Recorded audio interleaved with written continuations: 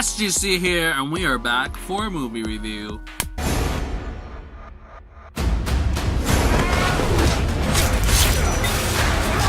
The night comes for us. So this is an Indonesian neo-noir, according to Wikipedia, action thriller crime drama film written and directed by Timo Tjahjanto, who is one half of Headshot that he does with Iko back in 2016 with this other dude, Kimo Stamboel. I don't know how to pronounce.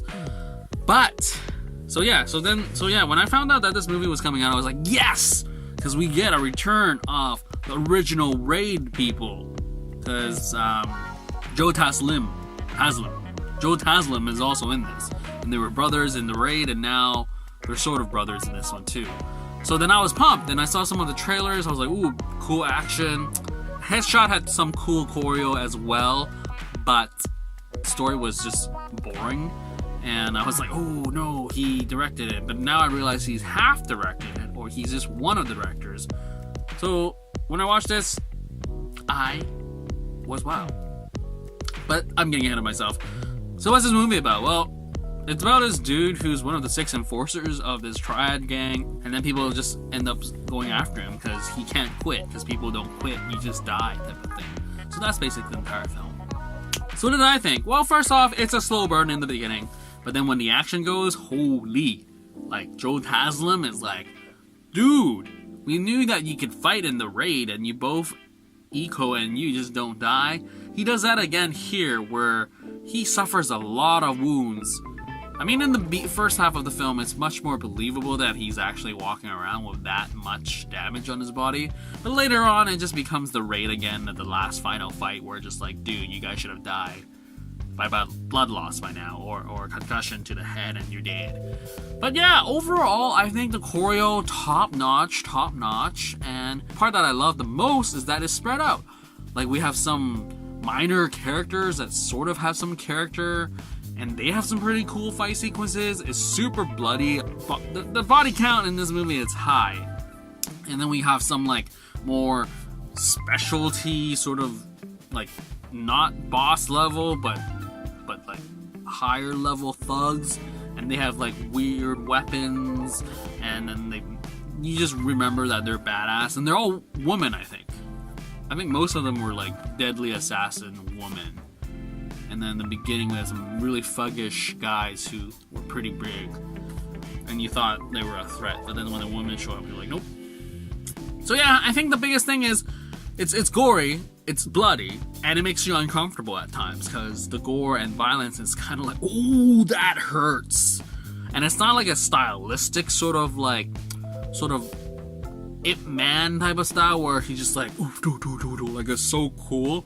But like, if you watch Ip Man 3, you sort of get it when Master Z is just beating up all the other Wing Chun masters. It's pretty brutal. It's sort of like that, but for the entire film, and much more bloody. So yeah, I enjoy it for what it is because of the choreo. I'm just like, wow, this planning and this staging and everything is amazing. But at the same time, it's like, ooh, so brutal, and it's just like overkill. And granted, the Raid is like that as well, and that was the issue that I had with the Raid, where just like cops just went like crazy on these thugs and criminals. And this time it's like an enforcer, so I felt like it made much more sense this time around for them to be super brutal, because they just don't care about everyone's well-being, and they're just thugs themselves.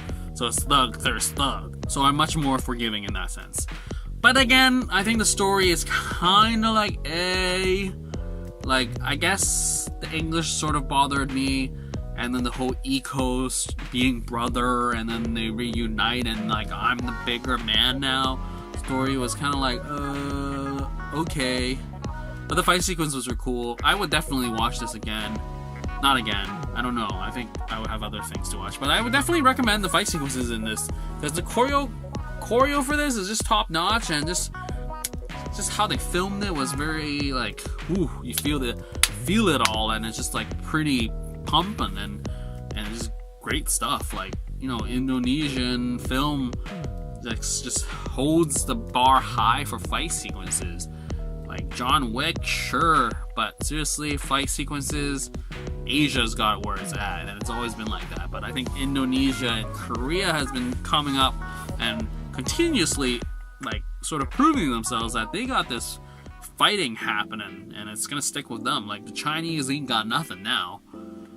Yeah, what do the Chinese have? Big armies and bad CG. Anyway, so the night comes for us, the night before us. Is it the night comes for us? Yeah, it is come for us. The night before, and it comes for us.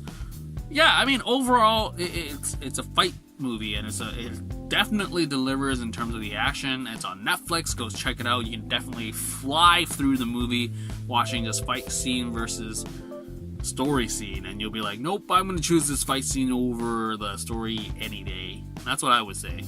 And if you don't really care for the story at all, you can definitely just fly through it, just click the fight sequence and just click, and you got through the film, and you would appreciate how greatly shot it was and how greatly talented these guys are for unfolding this action on everyone's faces. And yeah, so that's it. Story could have been better, but it's definitely an improvement on Headshot, because that was a pain.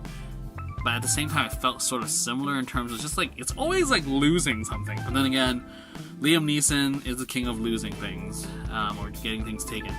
But yeah. Anyways, talked enough. So enjoyed it. Definitely recommend it for the fight sequences and the choreo. And yeah, just be aware of all the gore and actual brutal violence, and you'll be fine. Anyway, that's it.